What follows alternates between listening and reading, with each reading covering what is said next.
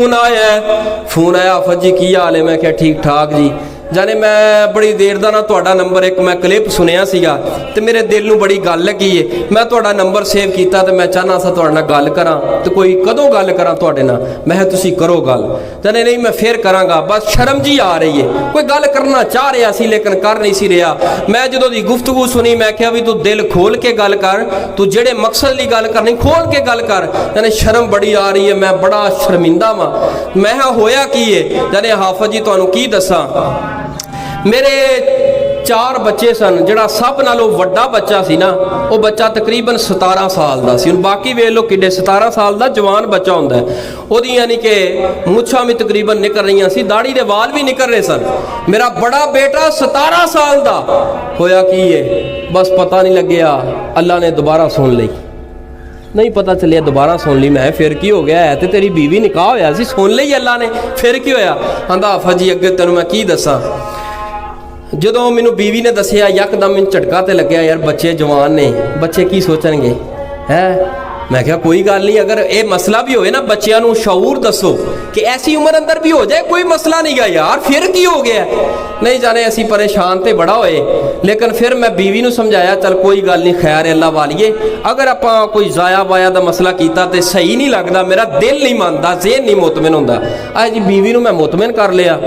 1 महीना 2 3 4 तो भी आंदा टप गए। पर आंदा जदों मैं घर आना ना आसे पासे फिर तुहानूं पता फिर गल निकलदी बरादरी अंदर रिश्तेदार शरीकां च निकल गई। आंदा साडियां बीबियां ने इन्नियां क गल्लां कीतियां, आहे कबर च लत्तां ने हुण पुत्तर जम्मन दे आए दे घर, कबर च लत्तां नूं शर्म नहीं आउंदी। मैं शर्म तो इन्हां नूं नहीं आउंदी जिन्हां मैं भी इन्हें कोई हराम दा है जिहड़ा बच्चा जिहड़ा आ रहा है निकाह कीता है सुन्नत के मुताबिक। जे पिछली उम्रे बंदा निकाह कर लवे बीवी फौत हो जाए उन्होंने होर कोई कवे ना कवे घर दियां बीबियां कर कर गल्लां उन्होंने इन्ना रोन अक्का कर देंदियां ने कि वह कहंदा यार दफा करो इस पिंड नूं छड्डो, इस शहर नूं छड्डो, इस बस्ती नूं छड्डो। कहते तेरे चिट्टे वाल हो गए तेनों शर्म नहीं आउंदी। अच्छा जे वह हराम खा ले ज़ना कर ले फिर सारे दी गैरत सुती रहिंदी है। गैरत उदों जागदी है जदों सुन्नत ते अमल कर ले, निकाह कर ले। आह जी मैनू इन्ना परेशान किया, मैनू चढ़िया ना जदों गुस्सा, मैं बीवी नूं गड्डी च बिठाया जाके मैं ज़ाया कराया। याद रखिए बच्चा जिहड़ा हुंदा है ना 4 मराहल चो गुजर के दुनिया ते हुंदा है। नुतफा अलका मुज़गा, नुतफा मुज़गा अलका, ये 3 हालतां हुंदियां ने। 40 दिन तो बाद फिर 40 दिन फिर 40 दिन। 40 दिन जो पहले गुजरते ना, सही मुस्लिम की रवायत अल्लाह फरमाते हैं एक फरिश्ते नूं जा के इस मेरे बंदा जिहड़ा दुनिया ते आना इहदी शक्लो सूरत जाके बनाया। वो 40 दिन जो होंदे ते शक्लो सूरत ओदी बन जाती है।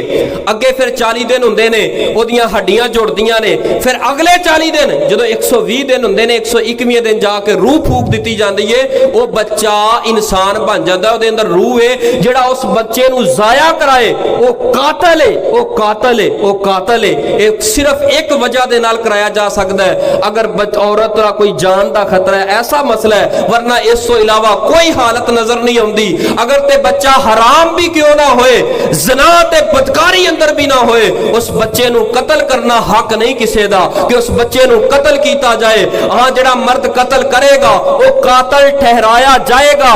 कल क़यामत नूं अल्लाह अपने कटहरे अंदर खड़िया करके करनगे, पुछणगे कि ए मैं इस नूं भेज लिया से दुनिया ते, तू इहनूं दुनिया ते क्यों नहीं रहन दिता, क्यों कतल किया? जाने मैं कर दिता। मैं किन्नी देर आए, मैं 4 महीने लंघ गए ने होरे। कहंदा 4 तो भी उत्ते करा लिया सी, करा के आ गया। पर रब दा डर मैनू रात इस तरह का खौफ आया, सारी रात नींद नहीं आई। यार मैं केड़ा काम कर बैठा हूँ, करा तो की करा। असल दे अंदर उस बंदे का कसूर तो उहदा है कि उन्हें सबर नहीं किया, उन्हें बर्दाश्त नहीं किया। लेकिन उन्होंने बर्दाश्त उहदी सब नालों बाहर कीती किने? शरीके ने कीती है, गवांढियां ने कीती है, घर दियां बीबियां ने कीती है कि तेरियां कबर च लत्तां ते तू हुण केड़ा काम करने है। अच्छा यही बंदा ज़ना बदकारी कर लेंदा फिर किसी की गैरत नहीं सी जागनी। यार की हो गया जे दुनिया ते आ रहा है? कदी ना ये गल करे जी, कदी भी ना करे जी। घर के अंदर ऐसा शरी माहौल बनाओ जी, आ गया तो फिर की हो गया यार? केड़ा आसमान तो कोई पहाड़ डिग पे? अल्लाह ने वादा कीता है, अल्लाह ने वादा कीता है कि जिहड़ी औलाद नूं कतल करदे ने इस डर ते इस खौफ की वजह तो कि इहदी रिज़क कित्थों लियावांगे, रिज़क दा इंतजाम किवें करांगे।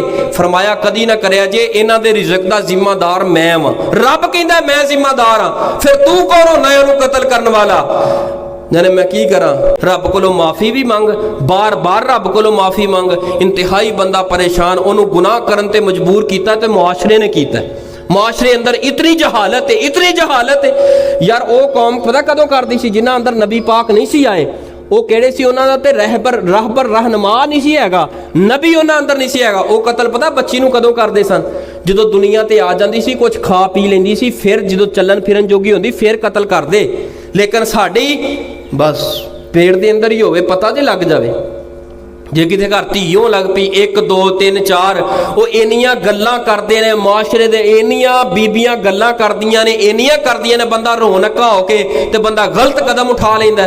कदी ऐसी हरकत ना करे जे, अगर कोई मामला हो जाए पिछली उम्र दे अंदर अल्लाह पुत्र दे दे यार प्यारिओ, अगर ये कोई ऐसी बात हुंदी, नक मुंह बुल वाली बात हुंदी, बरादरी अंदर रह वाली बात हुंदी, जनाबे इब्राहिम नूं केड़ी उम्र दे अंदर अल्लाह ने पुत्र दिता सी, दाढ़ी सफेद हो गई, झुक गए, इस उम्रे जाके 80 साल दी उम्र अंदर यार पुत मिले है। 80 साल दी उम्र च ये मेरे रब दी देन है। जदों भी रब दे दे अल्लाह दी रजा ते खुश हो जाया करो, अल्लाह दी रजा ते खुश हो जाया करो। अगर गुनाह हो गए ने रब कोलों तौबा कर लो, खुदा रा तौबा कर लो।